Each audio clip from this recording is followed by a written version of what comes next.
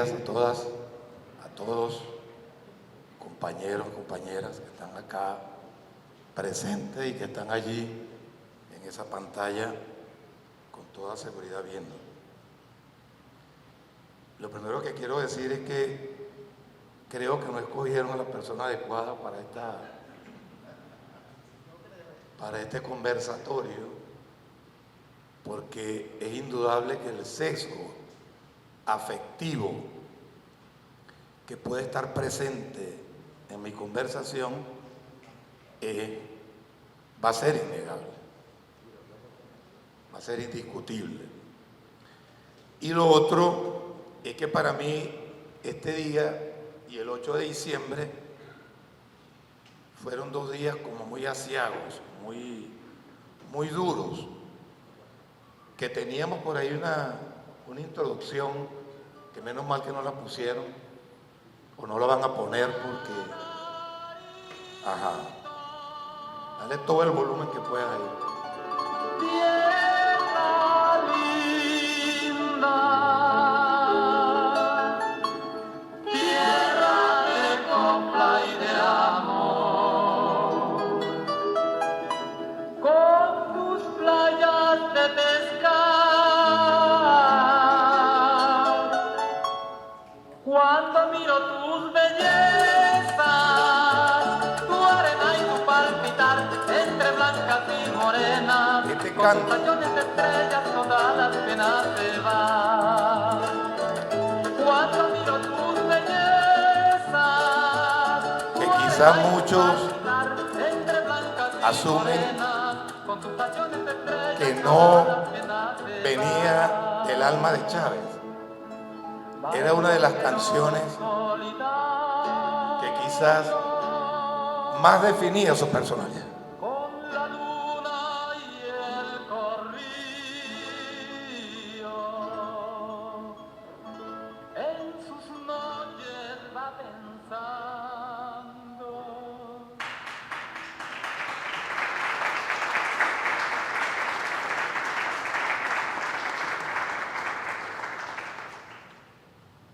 Y Chávez siempre la cantaba, porque en ese pueblo de Portuguesa está enterrado su abuelo, el papá del maestro Hugo. Y esa poesía que el maestro Dámaso Delgado, autor de La leyenda del Silbón, recoge no solo en ese canto, sino en la propia leyenda del Silbón, mucho de lo que es el ser la llaneridad, mucho de lo que es ser el amor a la tierra, el amor al trabajo, el amor a la faena, el amor al compañero, el amor a la patria. Esa poesía que insurge de la ingenuidad aparente del llanero era Chávez.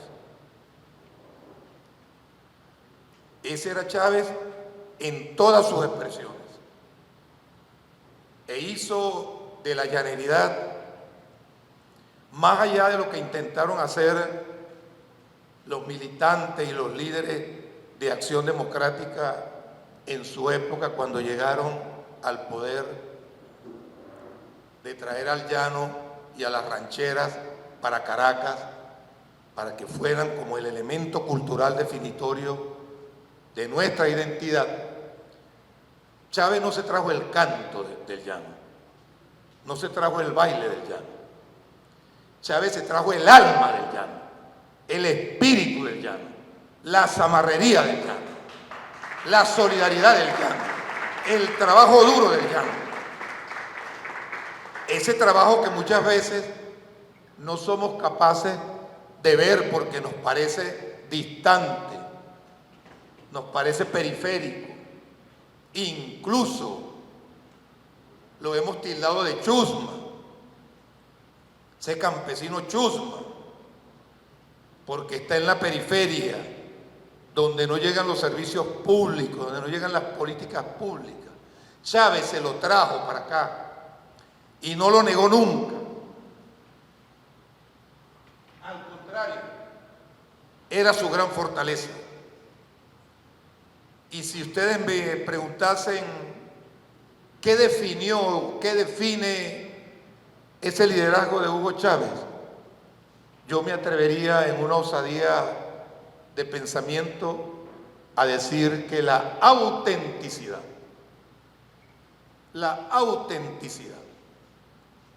que abarca una cantidad de elementos que confluyen en esa categoría, como por ejemplo la coherencia en lo que creo, en lo que pienso, en lo que digo y en lo que hago. Eso que señalaba la profesora hace rato en su discurso, el no ocultamiento, iba a decir la no ocultación, pero aquí hay puros catedráticos del lenguaje, no sé si eso sería válido, ¿no?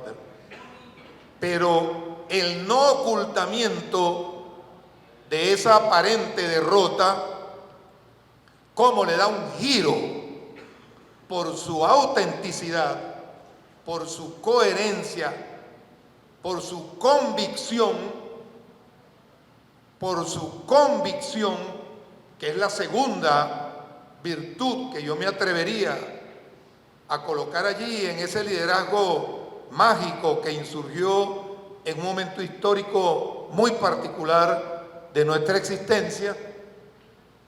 Esa convicción, esa autenticidad aglutina lo que ese minuto 20 segundos, creo, duró ese video que le dio la vuelta al planeta. Y esa autenticidad, esa coherencia y esa convicción le añade otra cualidad que pudiéramos nosotros atrevernos a señalar, que era la pertinencia del mensaje. El mensaje oportuno en el momento oportuno y al público objetivo oportuno. A sus compañeros de armas que habían tomado la ciudad de Maracaibo y había pleno control del estado Zulia, un estado muy complejo desde el punto de vista geográfico, desde el punto de vista militar. Y allá estaba el comandante Arias Cárdenas con toda su tropa controlando el centro de poder.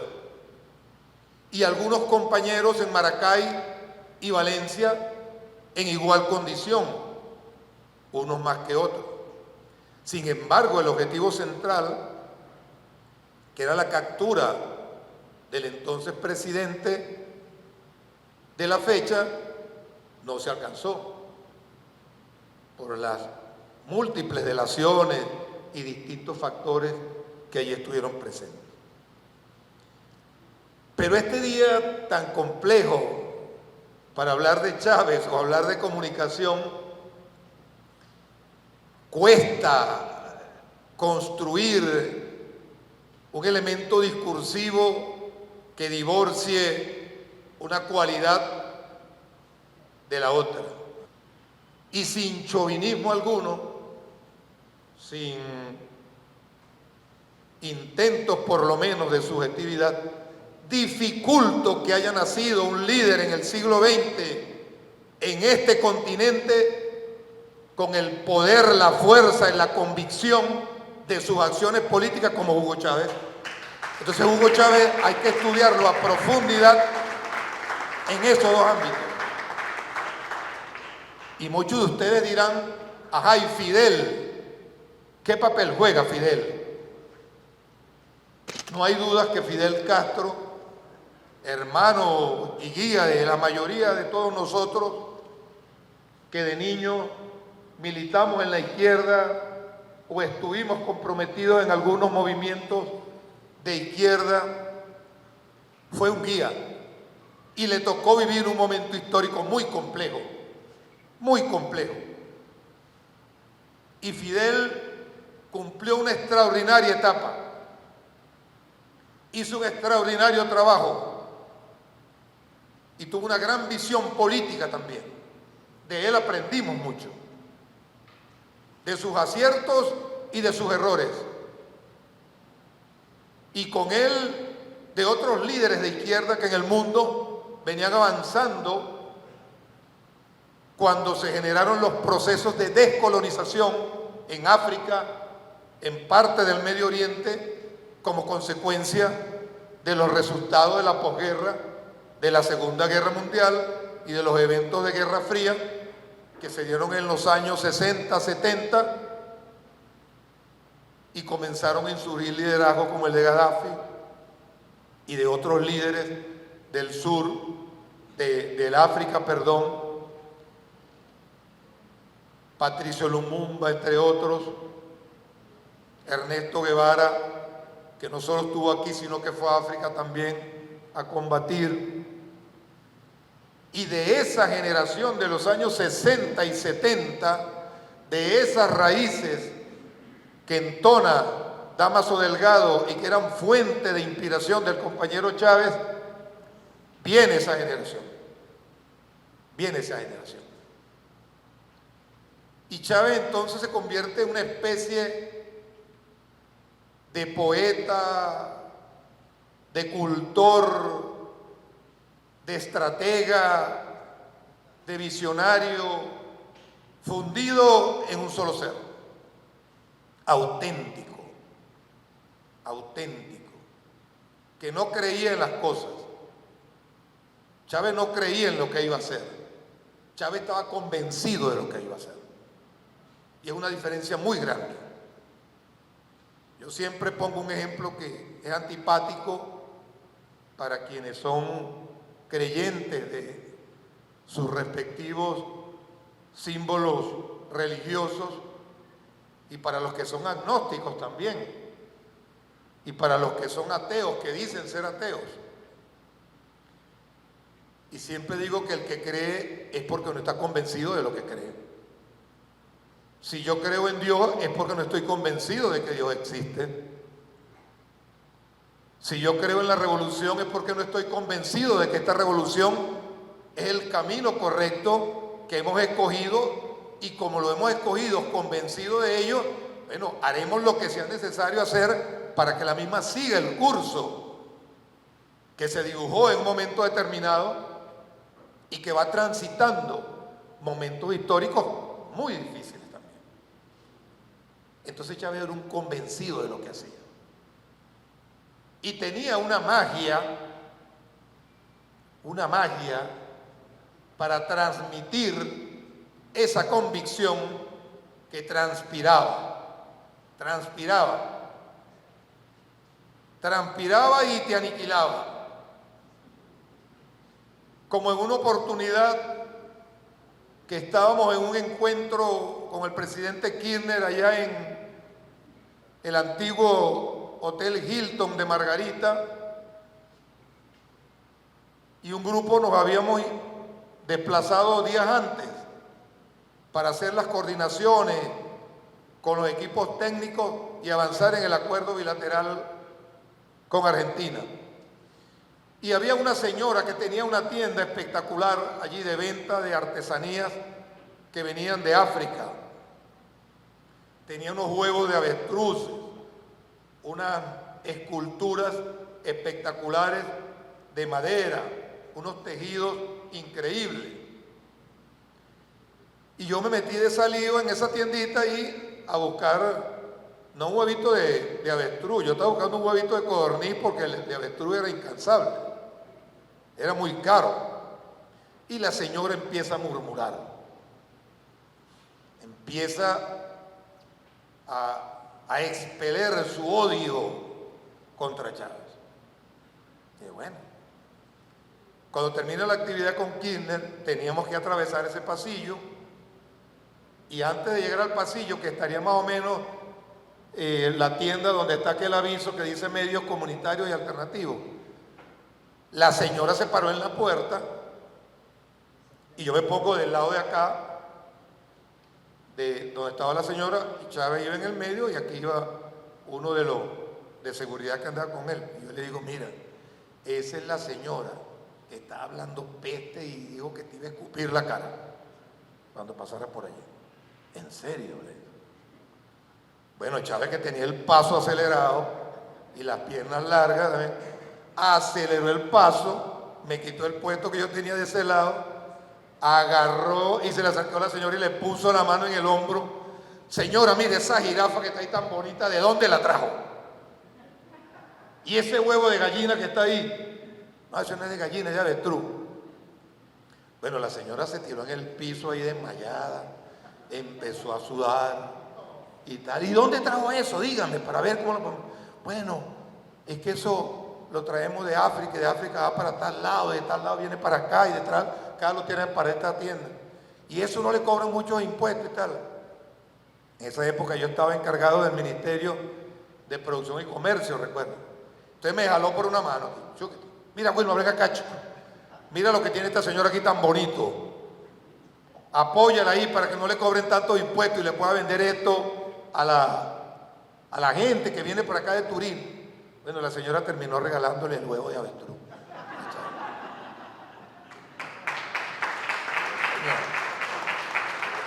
¿Cómo haces eso? Entonces Chávez era de verdad. Chávez no era de verdad. Chávez es de verdad. Es de verdad. Y por eso nos tiene aquí reunidos. En la Universidad Complutense de Madrid nos hicieron otra emboscada allí. La mayoría de fascistas de ese claustro académico. E íbamos en una gira posterior al golpe de Estado de abril. Aquí están uno del Tren de La Guaira que se deben acordar de esa jornada. El Pedro Penso se me fue. Íbamos a esa jornada, yo no era ministro, yo era, en esa época era empresario, entre comillas. Trabajaba para una empresa y ya me dice, vente conmigo para que me acompañe para esa gira. Y me fui de escolta ahí, llevando golpes, codazos, una muchedumbre increíble, esperando a Chávez. Era una cosa insólita. Y mirando para los lados, llevando empujones, logramos entrar al claustro, ahí al aforo del teatro. Habían preparado a un muchacho venezolano, año 2002, eso fue abril-mayo del 2002. Y lo sentaron en el centro allí, como si la muchachita, la señora de azul que está allá con el teléfono, ahí la hubiese sentado, ahí estaba sentado el muchacho. Y cuando él comienza a hablar con porque le ponen una cosa y una batola y una cuestión, comienza a hablar, el muchacho se levanta, se para en el centro del auditorio y comienza a insultarlo. Usted es un tirano, usted es un asesino, usted es un dictador. Mi mamá, que vive en Prado del Este, ha sido víctima de su tiranía y de su dictadura, y etcétera, etcétera. Y por supuesto, lo del claustro de la universidad, con una sonrisa así de perro envenenado, estaban disfrutando. Así como si tuvieran pena, pero por dentro el tricocéfalo se les revolvía ahí de la alegría. Y Chávez se baja del escenario, se va por el centro del pasillo, agarra al muchacho por los hombros, lo abraza y le dice, hijo, todo eso que tú has dicho es lo que la prensa internacional ha construido sobre mi persona y sobre nuestro proyecto. ¿Cómo se llama tu mamá? Fulanita de tal. ¿Dónde vive ella? Manda un escolta ahí a uno de seguridad. Llamen a ese teléfono y localicen a la señora para que hable contigo y te diga en qué momento yo la irrespeté o le violenté sus derechos como ciudadana. Y yo aquí, delante de este auditorio, le pediré disculpas y asumiré las responsabilidades que ella me diga que yo tengo y le resarciré los daños.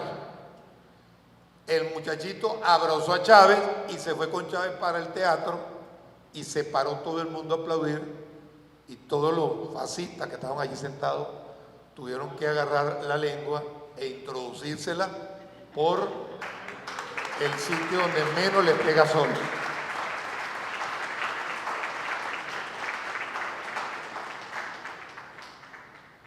Ese era Chávez. ¿Cómo se define ese liderazgo? Es complicado. Es complicado, primero, endilgar u otorgar categorías, bondades, habilidades, capacidades a una persona, porque es una apreciación subjetiva. Y segundo, hacer comparaciones. En una oportunidad se me ocurrió hacer unas comparaciones y me execraron de ese pueblo, de Barquisimeto, que es un pueblo donde nació mi padre, cerca de Barquisimeto. Porque yo hice una comparación que, bueno, a muchos les pareció inadecuada, pues. Porque cuando uno se pone a estudiar liderazgo en el mundo o en la historia de la humanidad, quizás el primer líder que le venga a la mente es Cristo. Oye, ¿cómo hacía Cristo, chico? Que no tenía celular, ni tenía bicicleta, ni tenía carro, ni tenía zapatos Adidas, ni Nike, y se iba a cambimbiar por ahí a caminar con un gentío atrás, con 12 en principio, y después con una banda de gente, y la gente lo seguía. ¿Y cómo hizo? Construyó un mensaje de esperanza, de fe, de bondad. Y entonces uno se pregunta, pues, si queremos ponernos exquisitos, y la fe existe, y la esperanza existe. Hay un dilema ahorita entre los filósofos sobre la existencia de lo tangible y de lo intangible. Es un debatazo que sería interesante darlo. Pero Cristo Redentor, que Chávez siempre lo esgrimía como su guía espiritual, fue un extraordinario líder.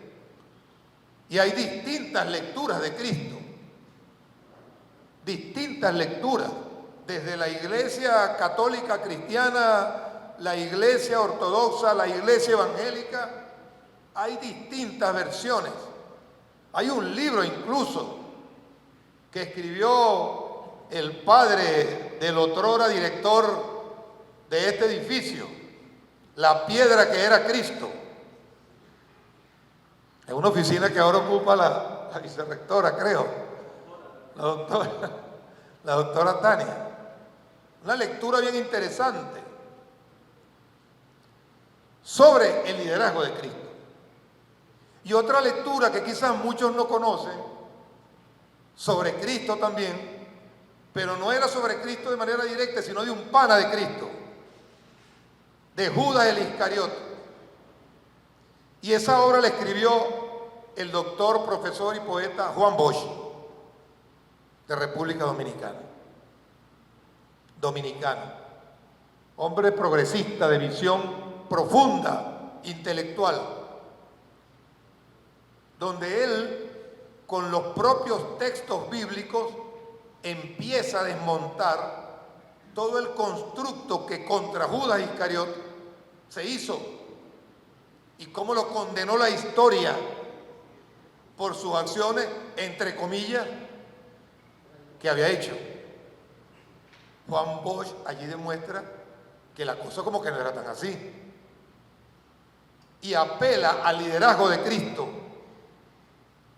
de cómo Cristo logró que todo lo que dijeran, o lo que decían, o lo que escribieron, o lo que le endilgaron a Judas, Cristo lo iba como guaraleando, como dicen los chavos ahorita, como surfeando, y nunca lo quitó como administrador de las rentas que recibían los apóstoles, porque la renta que recibían no es de ahorita, ese diezmo viene desde que aparece el Señor en la tierra, pues. Recomiendo la lectura de ese librito. Ese es un liderazgo referente en un tiempo histórico muy particular.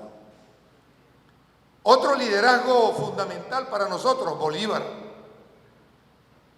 Si queremos descubrir a Chávez, si queríamos prever o intuir lo que Chávez iba a hacer, y decía que iba a hacer, y luego lo hacía,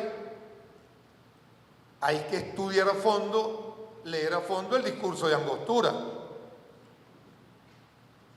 donde se extrae el tuétano, la raíz de este proyecto político. Y eso Chávez lo tenía, pero súper claro, súper convencido. Y cuando uno revisa el discurso de Angostura, que era como su texto bíblico, su referente político, no solo por el alcance y la visión que Bolívar plasma allí en ese momento de la historia, y lo que tenía que hacer después de ese discurso, allí uno consigue elementos del poder que Chávez los manejó, pero con una maestría singular. El tema del conocimiento, por ejemplo. Cuando Bolívar habla de la necesidad de construir ciudadanos virtuosos para poder hacer una república, para poder construir una república. Cuando Bolívar habla de consolidar una gran región, desde el Río Grande, SIC, entre paréntesis, hasta la Patagonia, como dice el autor de la obra que refiere a esa visión geopolítica de Bolívar. El territorio como elemento de poder.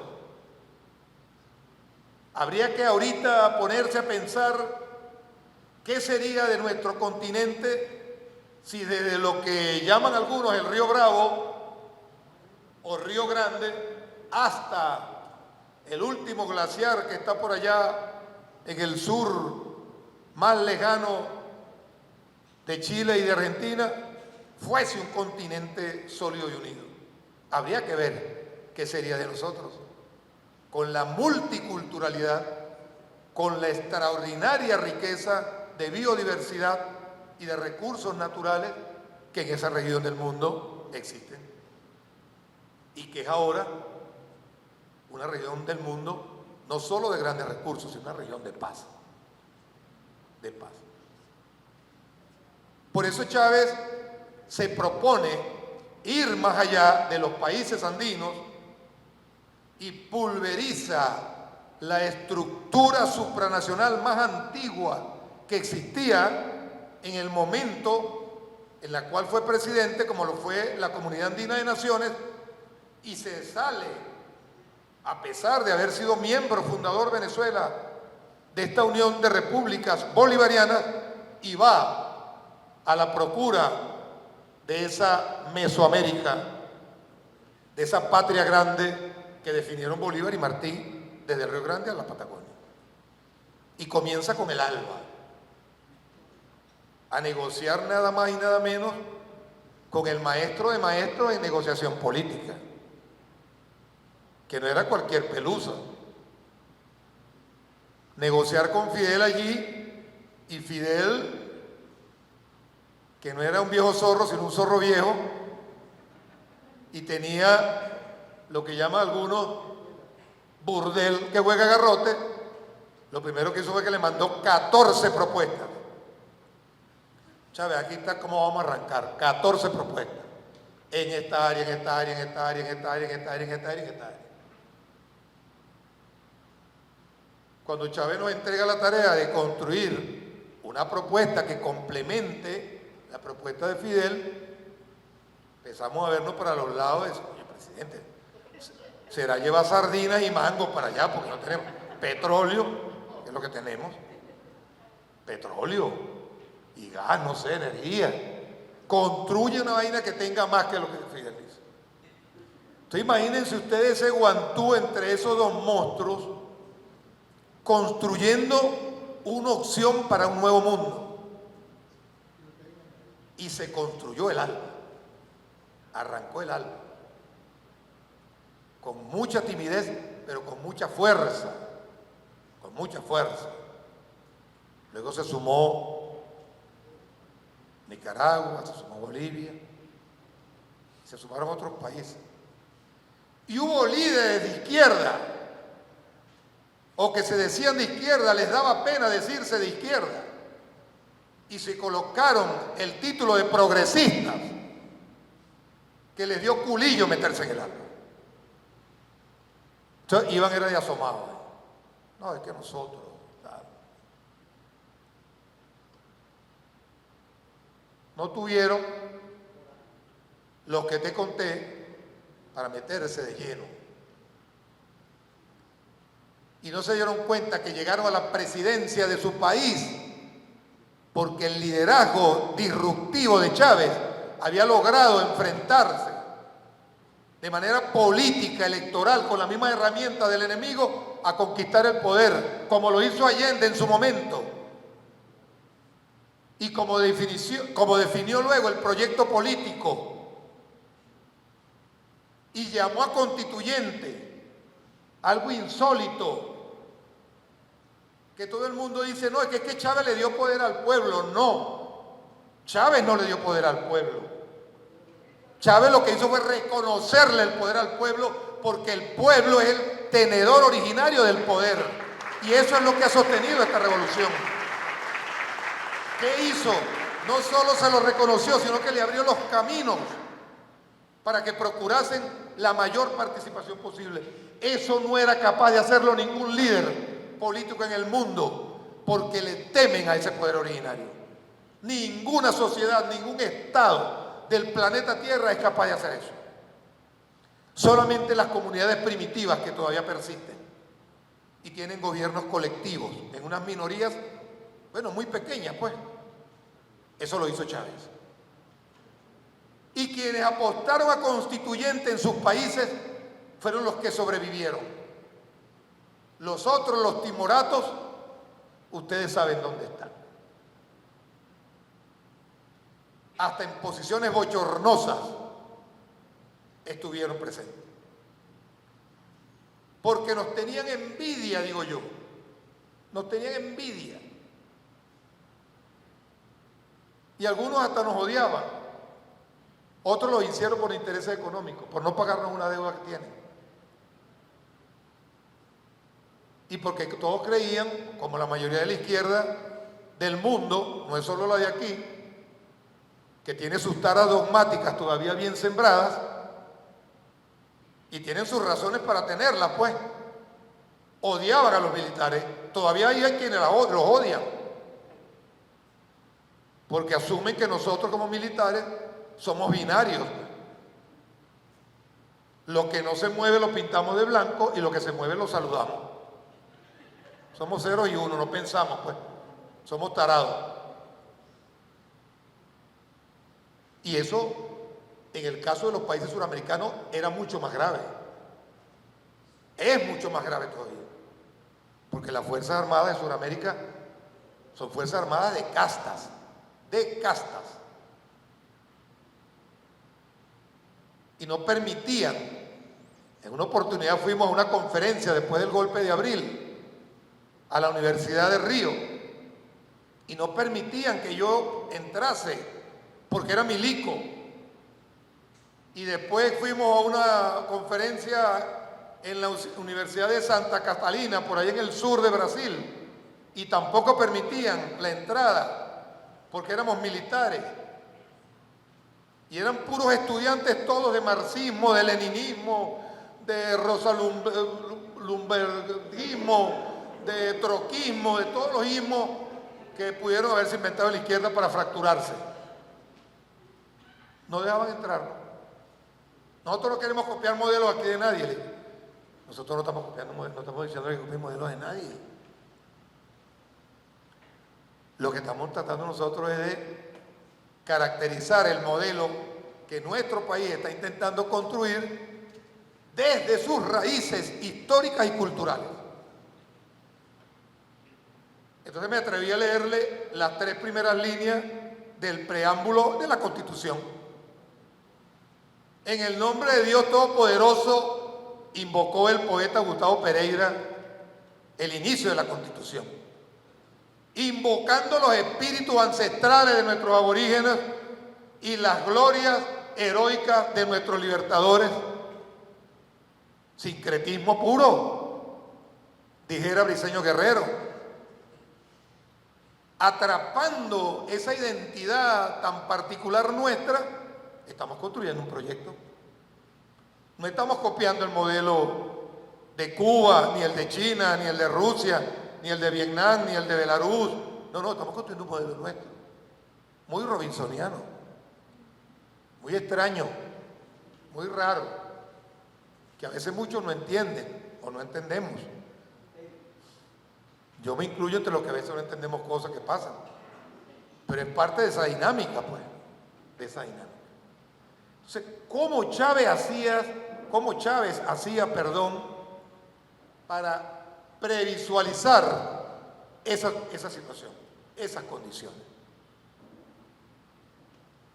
Que esas condiciones y esos riesgos y esa audacia y esa zamarrería y ese coraje que se plasmó en los distintos eventos internacionales en los cuales estuvo presente, hizo posible lo que ahora el mundo está conociendo como un mundo multipolar. Le dio un quiebre al control hegemónico del imperialismo norteamericano, británico, y ahora hay un mundo multipolar con quizás 5 grandes regiones bien definidas que tienen un poder que pudiera ser autónomo, yo diría autárquico incluso. Somos mezquinos cuando no reconocemos que esa transformación del mundo tuvo su génesis aquí, en ese hombre que cantaba guanarito y que salió de Sabaneta para la Academia Militar y se paró ese 4 de febrero y dijo, por ahora no hemos alcanzado los objetivos. Somos mezquinos. Somos mezquinos. Algunos por ignorancia profunda de los logros alcanzados y otros por simple egoísmo o egolatría de no reconocer el verdadero alcance, la verdadera profundidad del impacto político que tuvo y que tiene todavía la revolución bolivariana y el liderazgo de Hugo Chávez.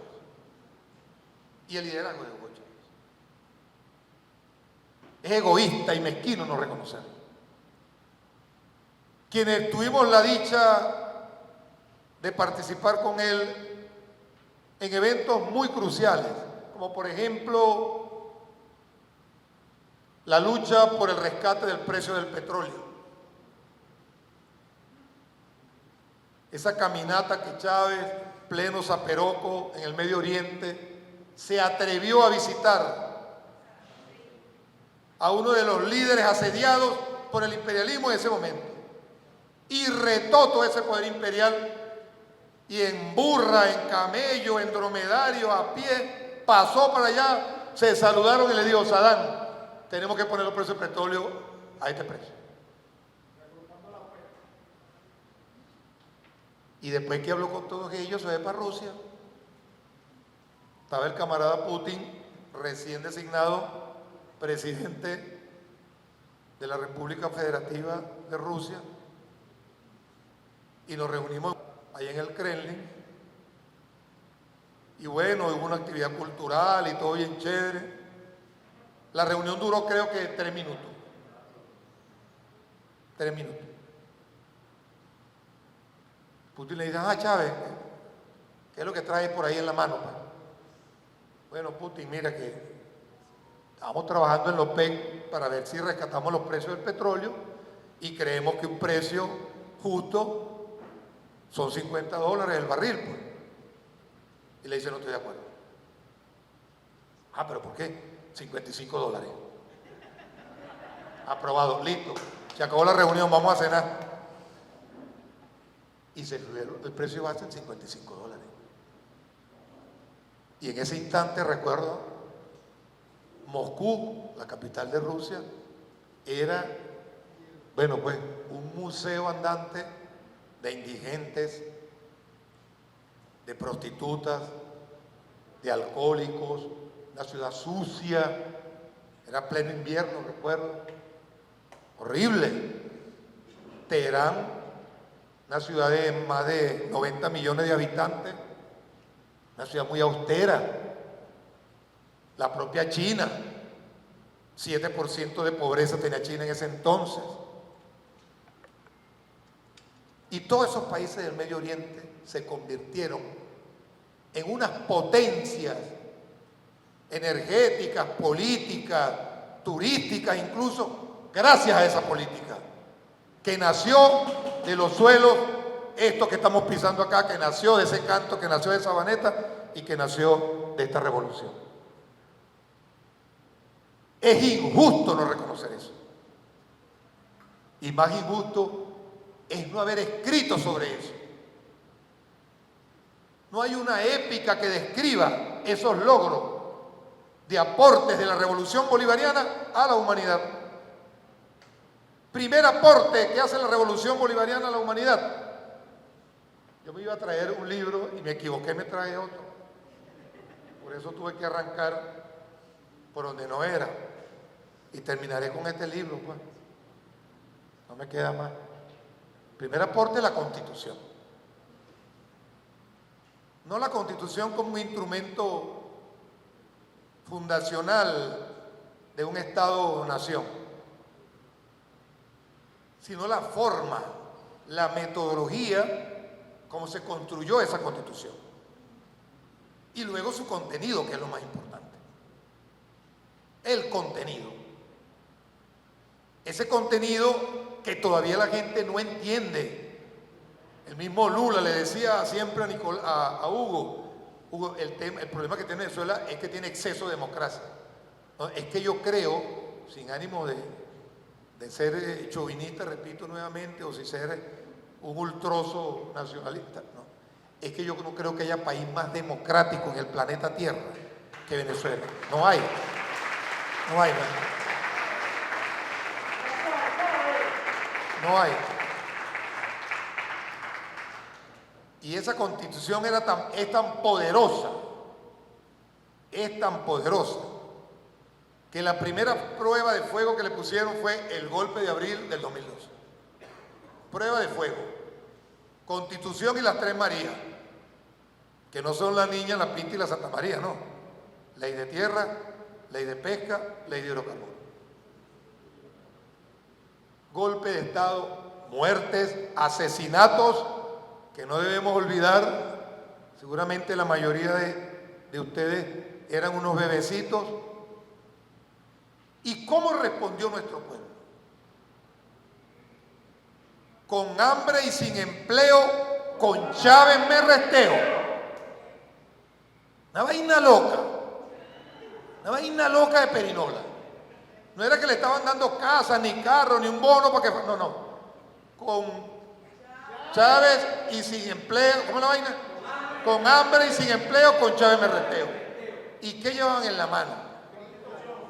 Una china, un FAL, un AT-4. Llevaban un misil hipersónico que se llama Constitución de la República Bolivariana de Venezuela, el librito azul.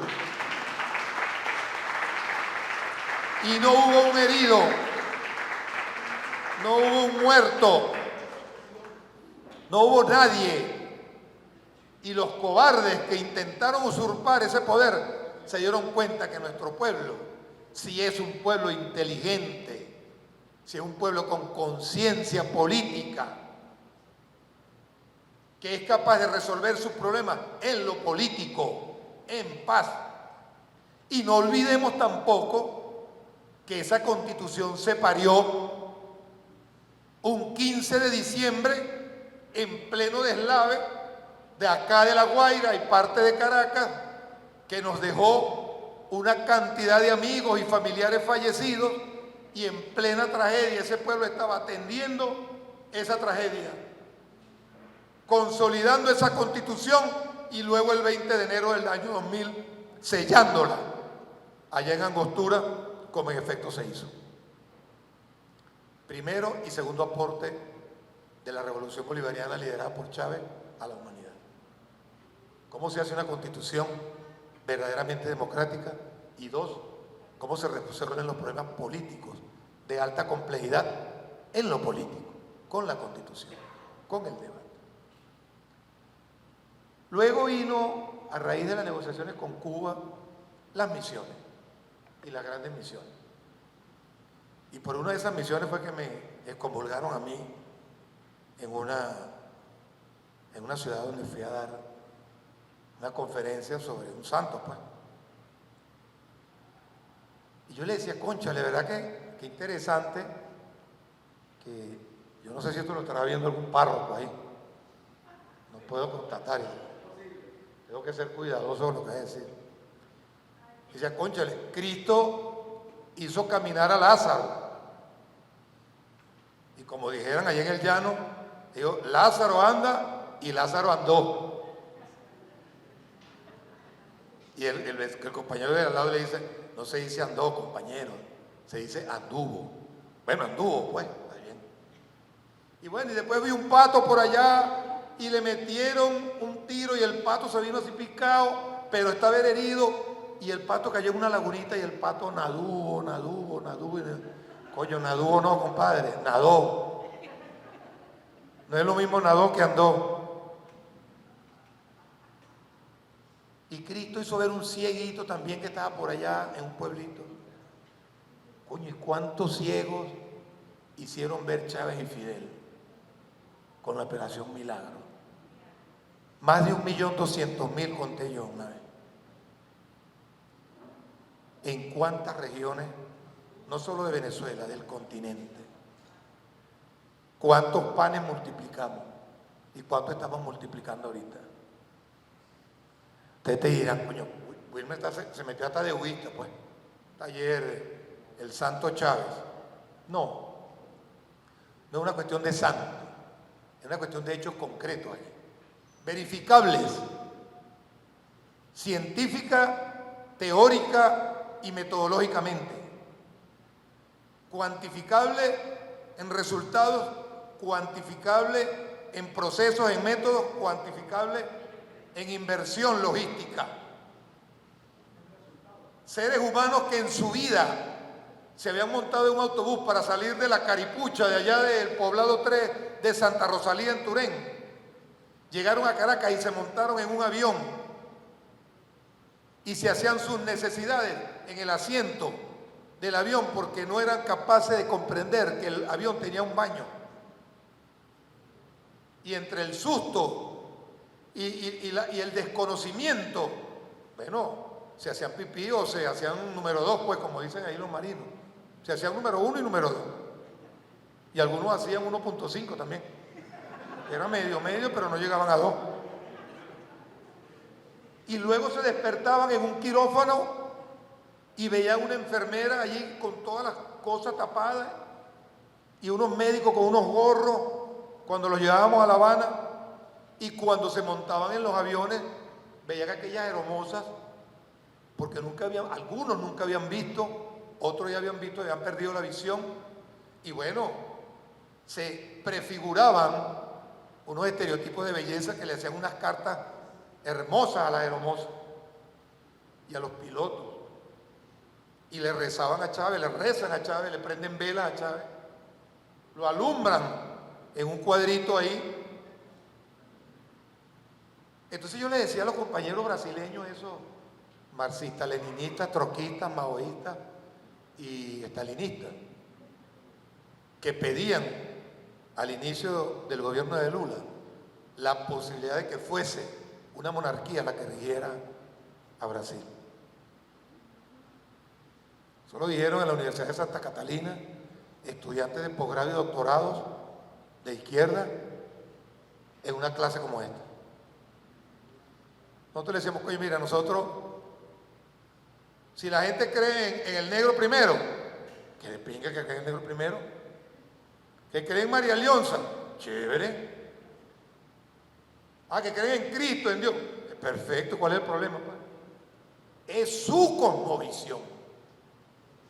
Y en una osadía teórica que intentábamos una vez hacer en Acarigua, con el profesor Víctor Ramírez, que debe estar viéndonos por ahí en una pantallita, el maestro ambulante.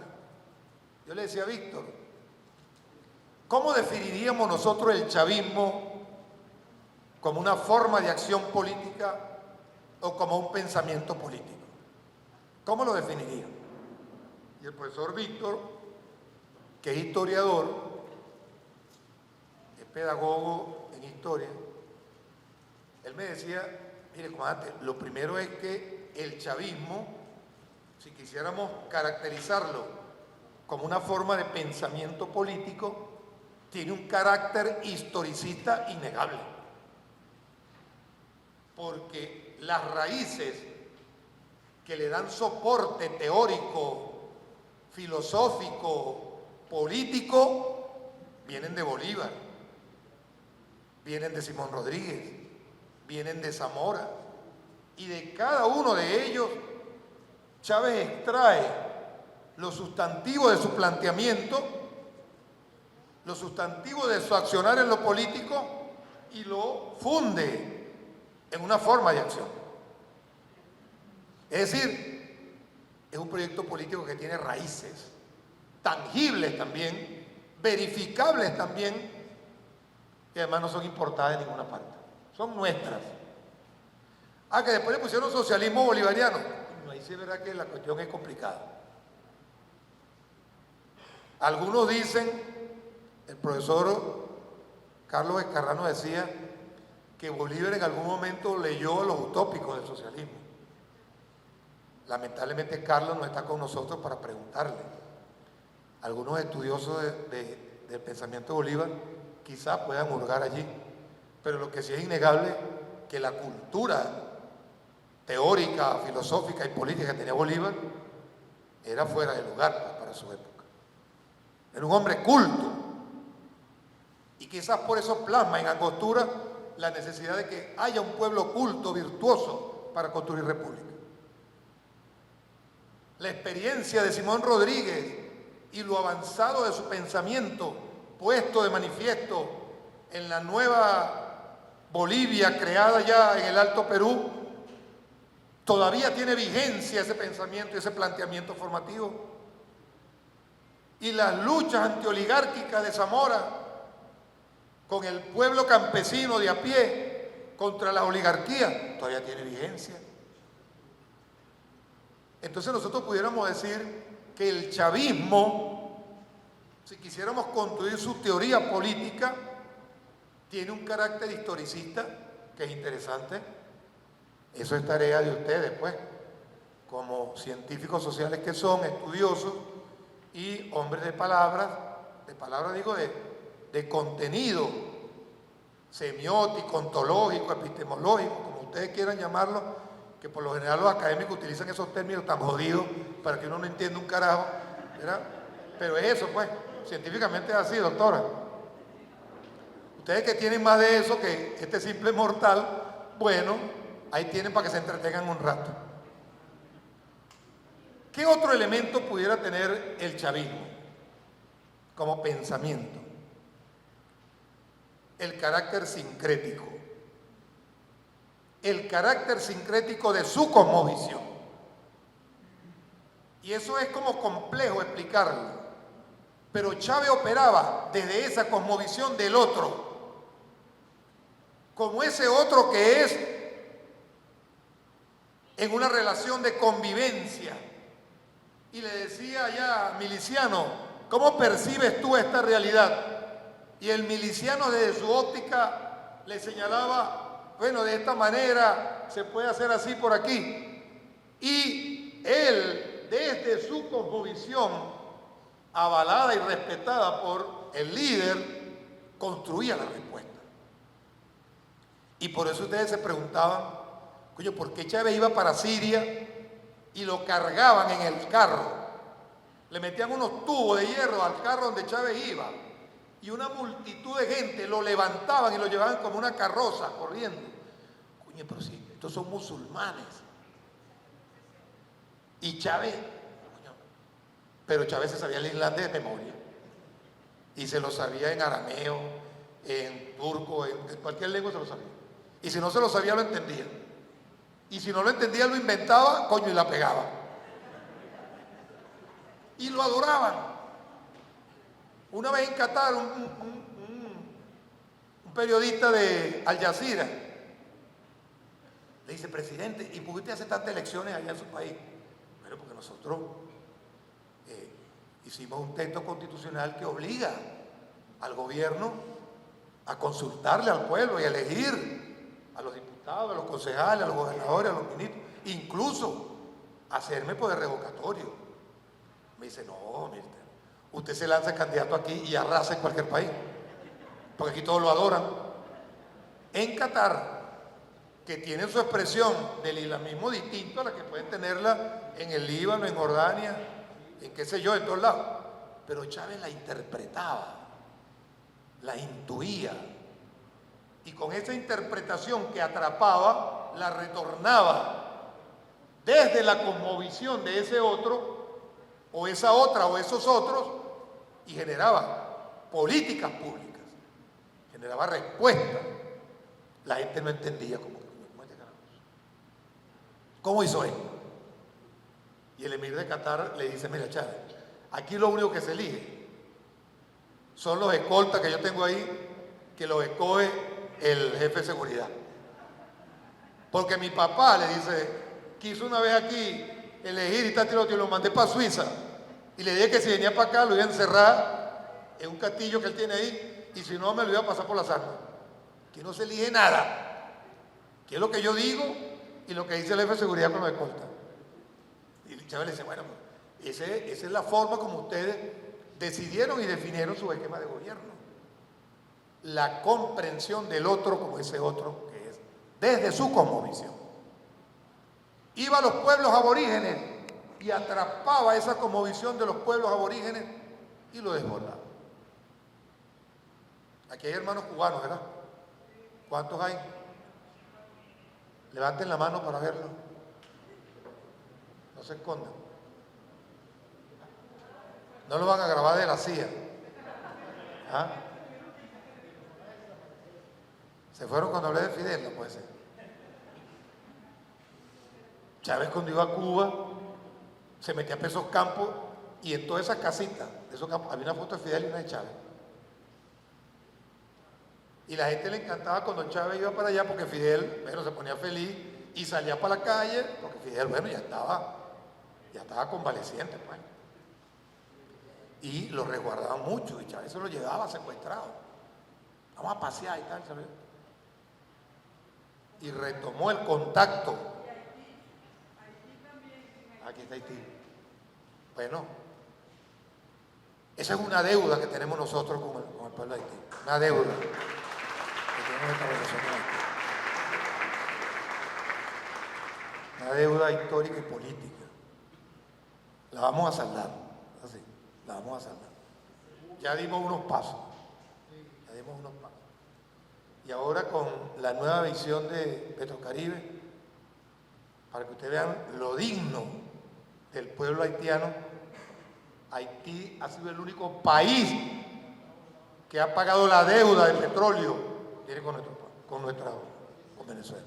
El único. Y pido un fuerte aplauso para el pueblo haitiano. Con todas las dificultades que tiene. Con todas las dificultades. Pueblo digno. Un pueblo digno. Entonces, ese carácter sincrético, luego yo, ahí hurungando a un autor que me gusta mucho, que es José Manuel Briceño Guerrero, revisaba, porque Briceño Guerrero quizás ha sido uno de los intelectuales nuestros que, desde el punto de vista de la antropología, de la sociología, de la lingüística, ha hurgado más en la identidad. Yo no he leído mucho sobre la identidad venezolana. Hay muchos autores. Recientemente una compañera de la Universidad Central que recibió Premio Nacional en Antropología.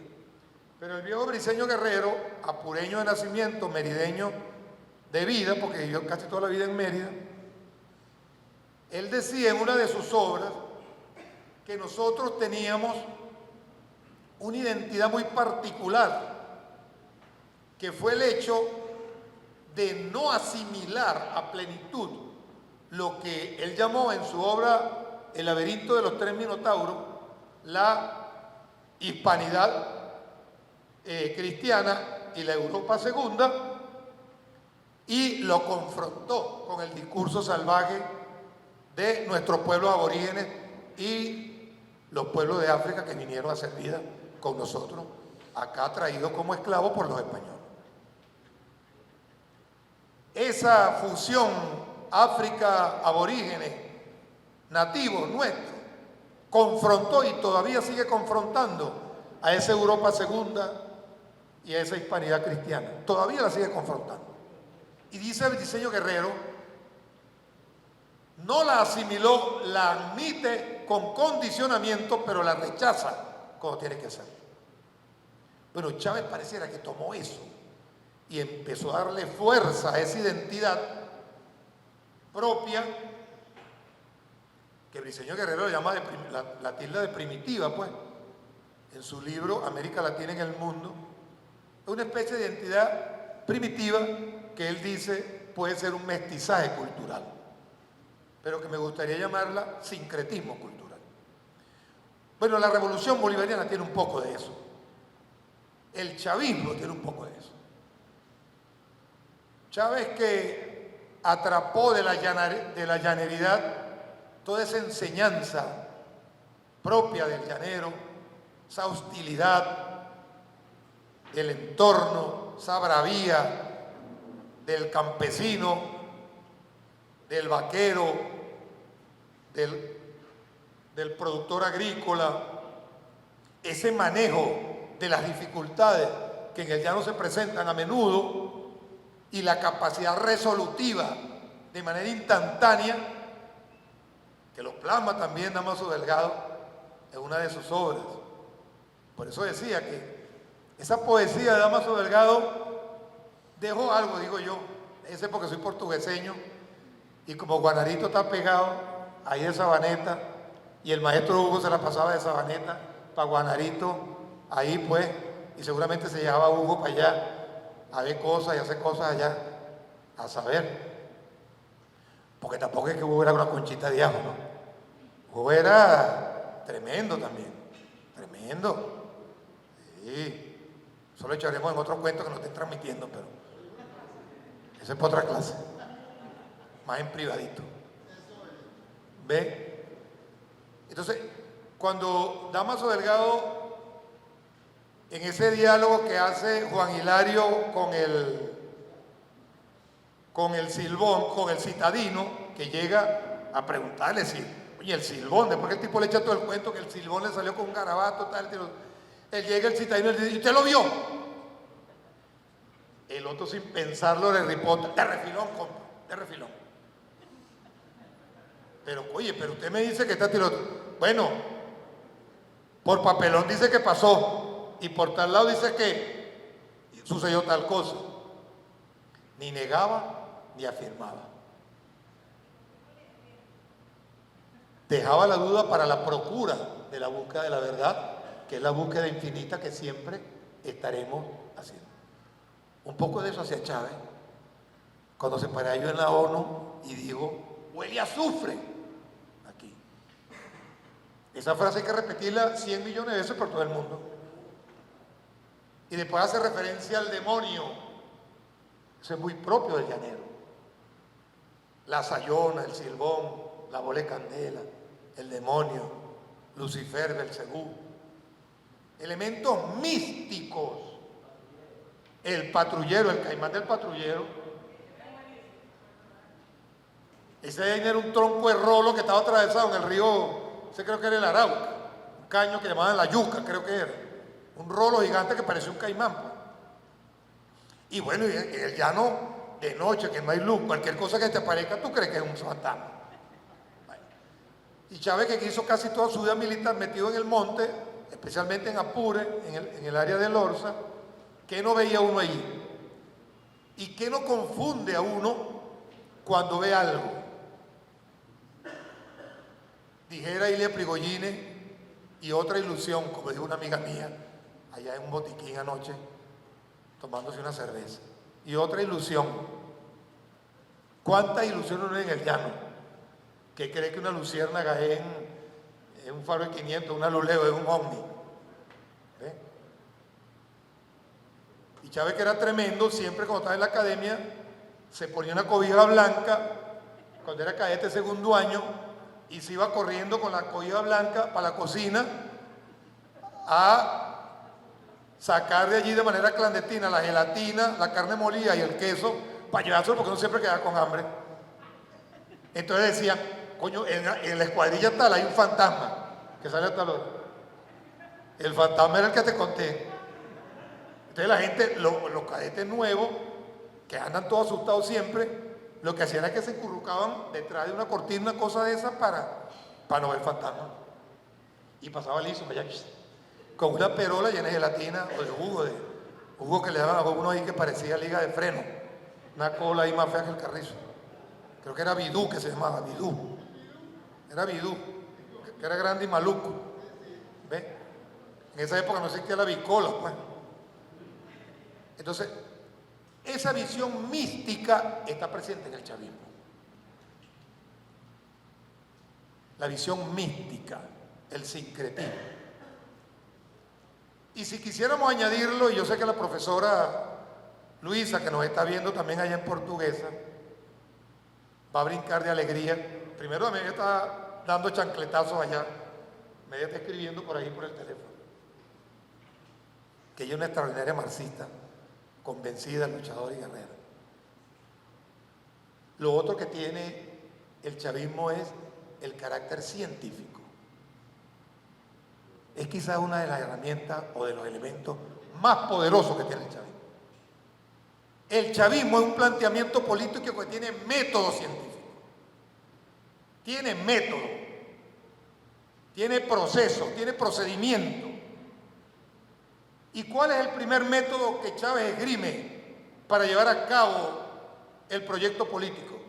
El estudio integral de Estado Mayor, que es un esquema de planificación muy amplio, muy complejo, completo, que define la ejecutoria de la guerra, que es quizás el acto humano, bueno, más terrible y más complejo de llevar a cabo.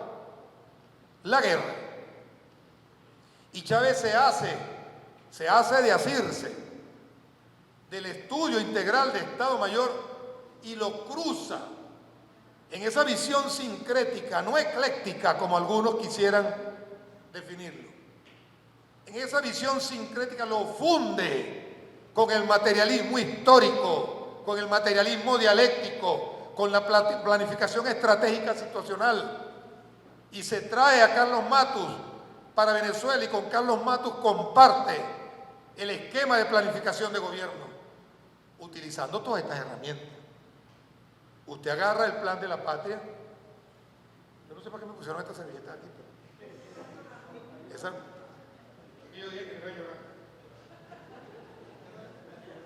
Le prometí a alguien ahí que no iba a llorar. Por eso María José me trajo el libro que no era. Porque si me trae ese libro, no hay duda que iban a brotar las lágrimas. El plan de la patria recoge toda una metodología y crea una nueva metodología de planificación de gobierno. Y es tan osado ese método que es capaz de definir la utopía concreta a consolidar. 5 objetivos históricos. Esa es la búsqueda, ese es el camino, esa es la luz, dirían algunos. O diría Maela, es la luz que alumbra en la oscuridad. En el Nazareno. 5 objetivos que definen una utopía, o 5 utopías que procuran un fin último. Están allí plasmados desde el punto de vista metodológico. Y luego procura trazar la ruta para aterrizar esa utopía y la lleva, en el caso particular del Plan de la Patria de ahora, a 83 objetivos nacionales. Objetivos nacionales que desde el punto de vista de la planificación tradicional pudieran tener otra caracterización. Lo aterriza de lo universal a lo local, entendiendo lo local como lo nacional y lo regional, y entendiendo lo regional como lo latinoamericano caribeño. Y luego, en un intento de ir acercando La llegada a esa ruta establece unos objetivos generales que derivan luego en unos objetivos estratégicos y luego aterrizan en alrededor de 1800, creo, 35 objetivos específicos. Establece metas concretas, objetivos concretos, utopía concreta. Eso lo diseñó Chávez. Seguramente con algunos asesores, ¿por qué no, pues? Pero lo parió él, que era un planificador nato, que era un visionario. Entonces, si quisiéramos endilgarle otra cualidad a ese líder, más allá de la autenticidad, de la coherencia, que aglutina la pertinencia, una cualidad del líder, ahí está una síntesis, pues, de ese plan de la patria. Palabra cierta, dijeron allá en el llano. Si quisiéramos añadirle otra cualidad a ese líder, esa cualidad sería el conocimiento. Conocimiento puesto en práctica en el momento oportuno, que pasa de ser conocimiento y se convierte en sabiduría. En sabiduría. Entonces ustedes van a decir, coño, ya Wilma va a decir que Chávez era un sabio. Estaba cerca, pues. Estaba cerquita. Falta un poquitico así. Y si no lo fuera, no estuviéramos hablando para aquí. No estuviéramos hablando para aquí. Y no estuvieran en muchos países todavía jurungando el pensamiento de Chávez. Es una deuda histórica que tenemos nosotros de escribir sin adulancia, sin lisonjas, sin panfletos, escribir la profundidad del pensamiento político de Chávez. Lo que pudiéramos denominar el chavismo, pues si quisiéramos ponerle un nombre. Porque ese pensamiento político va acompañado de una forma de acción política, que es el ejercicio directo del poder, horizontal del poder. Sin tapujos, como fue y abrazó a la reina Isabel allá, que de broma no se murió la viejita cuando la agarró. No, que no se puede tocar, ¿cómo no se va a poder tocar? Si ella está ávida para que la toque alguien ahí. Por eso señora se va a desgastar porque nadie la ha tocado. ¿Ah? Se va a entecar, no sé. Y yo creo que esa señora vivió 10 años más, yo no sé cuántos años más vivió después que Chávez la tocó. Así como la señora de la tienda de ahí del hotel allá en Margarita. Esa señora debe estar todavía, bueno, buscando esa foto que alguien le sacó. Entonces, el conocimiento, la sabiduría, es una virtud del líder también, de ese liderazgo. Su espontaneidad, su sagacidad. Y yo reuniría todas esas cosas allí y las metería así como una olla grandota, porque tiene que ser bien grande la olla, y la llevaría a una sola categoría, que era la más arrecha que Chávez tenía. El amor a la vida, el amor a sí mismo, el amor a su pueblo, el amor al país, el amor a la humanidad, el amor en la máxima extensión de la palabra.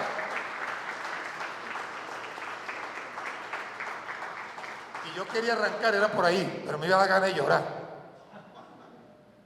Porque resulta que Chávez, coño, cuando nos lanza aquel misil el 8 de diciembre y nos dice que, bueno, yo creo que la cuestión como que es hasta por aquí, pues. Empiezo yo, ay, ¿qué vamos a hacer ahora? ¿Qué vamos a hacer? Chávez va y nos va a regresar. Yo no conseguía respuesta en ningún lado y me fui por una bibliotequita chiquita que yo tengo allá en mi casa, tenía allá en mi casa. Y me busqué un libro que llegó así, pero por carambola. Agarré ese libro que es Sor Juana Inés de la Cruz, que a mí siempre me encantó la lectura y la genialidad de Sor Juana. y abro ahí eran algunas obras selectas de Sor Juana, y me busco la carta atenagórica, que le estaba diciendo ahorita a la profesora, que me la buscara. Yo me iba a traer ese libro y me fue este libro de Octavio Paz, escribiendo sobre Sor Juana Inés de la Cruz, que lo estaba consultando anoche, porque Sor Juana, en esa carta, en un debate, aquí está, ni que yo tuviera ojo biónico, pues. Esto es Arial número 4. Yo tengo 68 años y 2 días. Debo tener algo de previsión. Pero, gracias por el apoyo. Pero revisando Octavio Paz, resulta que Octavio Paz empieza a narrar que él se ve obligado a estudiar a Sor Juana porque en un momento lo invitaron a una feria, a un encuentro de intelectuales en España. Bueno, queremos que usted nos hable de algún personaje de la intelectualidad y de la genialidad mexicana. Oye, Sor Juana Inés de la Cruz. Sor Juana Inés de la Cruz. Y se puso a meterse unos puñales de Sor Juana y tal, y lo otro. Y después le invitan a Estados Unidos, a Harvard, y Sor Juana Inés de la Cruz. Y se hizo un experto en la obra de Sor Juana. Y una de las obras que más destaca aquí Octavio Paz también, por carambola, de las más grandes obras, es la carta atenagórica y la respuesta a Sor Filotea. Respuesta a la carta de Sor Filotea que Sor Juana le hace a un obispo que usaba como seudónimo el de Sor Filotea. Pero ¿por qué traigo a colación a Sor Juana y su carta atenagórica en ese momento aciago de diciembre? Porque en esa carta atenagórica Sor Juana hace un debate de muchísima altura con uno de los frailes, creo que era Fray Francisco o Fray Fernando de Vieira, no recuerdo ahorita el nombre, pero era de Vieira. Hace un debate sobre un sermón que este padre da, tratando de identificar la mayor grandeza del amor de Cristo. Ella le dice ahí la más grande fineza de Cristo. Y cuando se usa el término fineza en esa época, era porque se le daba un significado mucho más allá del que etimológicamente conocíamos de amor. Y dice Octavio Paz, es que la fineza iba a lo sublime del amor y de la fe. En ese debate, Fray Fernando o Fray Francisco de Vieira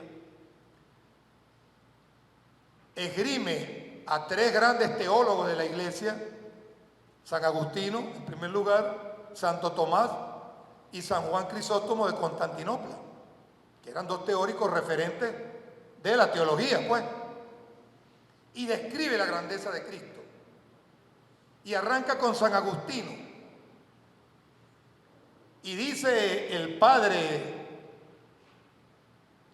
Vieira que la más grande fineza de Cristo no fue morir en la cruz, sino el estar ausente, porque es más doloroso la ausencia que la muerte, le dice él. Y bueno, y Sor Juana, desglosando el discurso del sermón, iba tomando nota de las explicaciones de por qué este decía que era más grande la ausencia, o sea, la más grande expresión de amor y fe, la ausencia que la muerte. Y esgrime Vieira que es tal esa aseveración hecha por San Agustín, que Cristo antes de morir comulga, y en la comulgación se hace presente antes de la muerte, para luego en la comunión con los cristianos estar siempre presente y no estar ausente, porque es más dolorosa la ausencia, dice él. Yo leí esa vaina y dije, coño, que Chávez no se nos ausente, ¿vale? Que no se nos ausente. Entonces luego voy a la respuesta que le da Sor Juana al padre Vieira. Y le dice Sor Juana, usando las mismas palabras de San Agustino y tomando las mismas citas, le responde, no es la ausencia la más grande fineza de Cristo, es la muerte. Porque con la muerte Cristo le dio a sus discípulos lo más sagrado que el ser ha tenido y tendrá, que es la vida y la honra. La vida y la honra. Entonces yo decía entre mí, después que vi aquella pepa de discursos que a ninguno de nosotros se nos olvidará ahí en la avenida Lecuna, cuando Chávez, en la avenida Bolívar, perdón, en las 7 avenidas, y Chávez en ese acto místico, porque era un acto místico de evitar la ausencia, pero de estar consciente de que estaba dando lo más sagrado de sí, que era su vida y su honra, va y enfrenta a su pueblo y les dice, ustedes son Chávez, tú eres Chávez, tú eres Chávez y tú eres Chávez. Es decir, siembra en su corazón la permanencia de su ser, de su vida, para no estar ausente, pero estaba consciente que partía. Y con su partida nos daba su vida y su honra. Ese es Chávez, chicos. Ese es Chávez.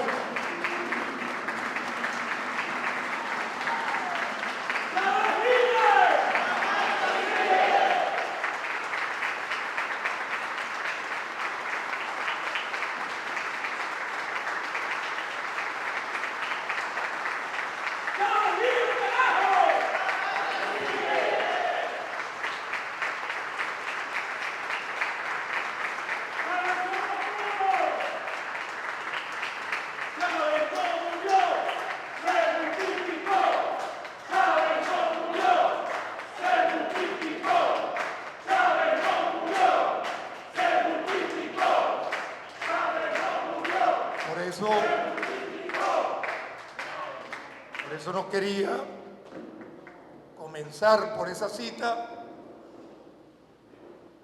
porque la primera vez que me tocó hablar del hermano Chávez, allá en la sala de reuniones de nuestra embajada en Cuba, a un año de su partida, allí con todos los camaradas cubanos y venezolanos que estaban presentes, fue imposible hilar un discurso de un ser que uno ama, que lo ama de verdad, como quizás los cristianos aman a Cristo y dieron su vida en las cruzadas por Cristo. Y Chávez nos enseñó a amarnos a nosotros. Como él amaba a Sucre, Bolívar amaba a Sucre y Sucre amaba a Bolívar. Y nos enseñó el don de amar, la virtud de amar, de soportar, de asimilar cualquier vestigio, como alertaba allí el día de su partida. Y ese amor que nos enseñó sigue latente, sigue vivo cada día. Y pareciera que se alimentase más cuando, si quisiéramos esgrimir las citas y los debates de Sor Juana con el padre Vieira, seguramente allí vamos a conseguir cientos de miles de elementos para justificar esa presencia eterna y quizás logremos comprender el por qué la eternidad llega después de la muerte. Quizás llegaríamos a entenderla. Y entraríamos en un gran dilema, sobre todo los agnósticos, los ateos, los marxistas, etc. Pero hasta eso nos puso a debatir Chávez. Una vez allá en el templo votivo de la Virgen de Coromoto, cuando designó ministro de la Defensa a Henry Rangel, ya estaba Chávez ya estaba muy golpeado, estaba en esa épica campaña para las elecciones de diciembre. Y estábamos el negro Luis Reyes, nuestro hermano, estaba la familia de él, estaba mi persona y todo un grupo de amigos allí. Era yo gobernador de Portuguesa. Y viene el Padre Nuestro, hay una oración que cuando la rezan ahí se agarran las manos y tal. Y dije, coño, hermano, está agarrando la mano aquí, ahí me es. Agárrame la mano, carajo. Y ponte a rezar el Padre Nuestro, que tú rezaste mucho Padre Nuestro en la escuela. Yo me la vivía arrestado en la escuela y todos los domingos me tenía que calar la misa, pues. Y empezamos a rezar el Padre Nuestro, y la energía que allí se transmitía era innegable, de verdad que sí era innegable. Entonces esa energía, queridos hermanos, hermanas, es la que no podemos permitir que se apague. Esa llama eterna que quizás una de las personas que más entendió, comprendió y escribió sobre el Chávez místico fue el general Pérez Arcay, que era un gran cristiano, un gran hombre, un gran intelectual, un gran bolivariano. El general Pérez Arcay, de verdad que la describía en su máxima expresión, en su máxima expresión. Y si quisiéramos entonces describir con Sor Juana la gran cualidad de liderazgo de este gran líder que tuvimos la dicha de compartir con él, tocarlo y ver que era de verdad y que es de verdad, que no es mito ni leyenda, es una realidad concreta, ahora intangible para nosotros, pero presente siempre allí en nuestra alma, en nuestro corazón, en nuestra conciencia.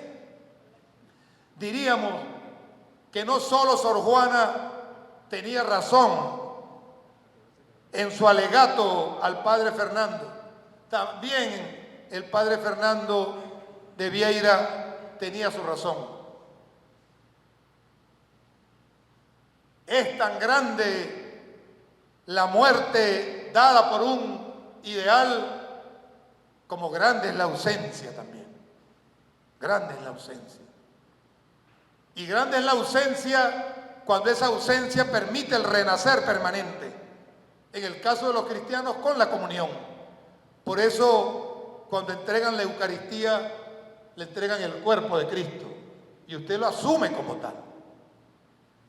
En nuestro caso, Chávez, afortunadamente, yo no creo que haya muerto porque está aquí con nosotros, y mucho menos creo que esté ausente o que intenten ausentarlo a pesar de todos los improperios que contra él hayan lanzado. Por eso es que siempre decimos con orgullo, Chávez vive y la patria sigue, por ahora y por siempre. Muchísimas gracias. Un gran abrazo para todos ustedes.